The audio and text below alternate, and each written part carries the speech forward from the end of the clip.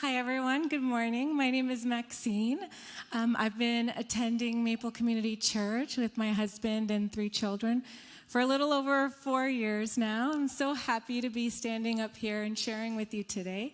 The verse that I'm going to be encouraging you with is a verse that's very special to me. It comes from Joshua chapter 1, verse 9, and it goes like this. Have I not commanded you? Be strong and courageous. Do not be afraid. Do not be discouraged. For the Lord your God will be with you wherever you go. Now, at this point, the context of this verse is, as Pastor Lindsay was saying, Joshua was getting ready to lead the Israelites into the promised land, where they had escaped slavery. They'd been wandering in the desert for 40 years, and they were so close to their promise. They were so close to the land of freedom, of provision, of the promise that they had been longing for the last 40 years. But now they were afraid. How are we going to take this land that God has promised us? 40 years, and some of them were ready to turn back. Fear is real. It can be debilitating. It can make you want to curl up into a ball and not move forward. But God is saying, have I not commanded you? Do not be afraid and do not be discouraged. It's not a suggestion. He's not asking you. He's commanding you to be strong and courageous.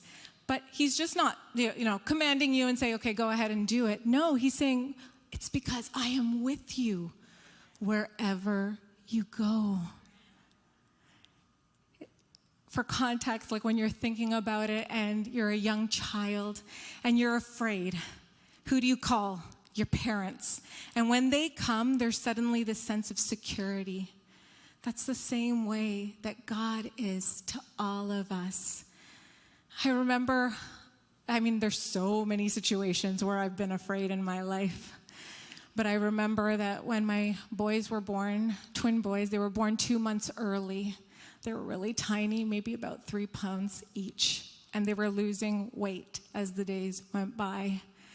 But God said, Maxine, do not be afraid. Do not be discouraged, for I am with you wherever you go. And as I am with you, I am with those 2 little boys. No matter how much you think you love them, I love them more. And if you've seen them, they are 14 years old today, and they are much taller than their mother and gonna grow even more. But God was with me, and every single time I'm afraid, I remember that verse. And now you might think, well, great, good for you. You're a strong and courageous person. I'm not.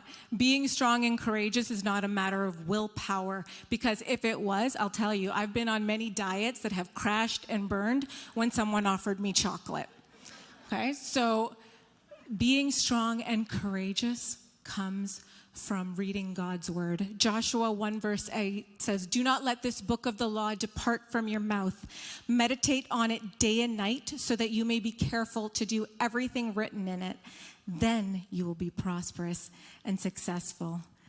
Reading God's word is what gives you strength. It's what gives you courage to move on, right?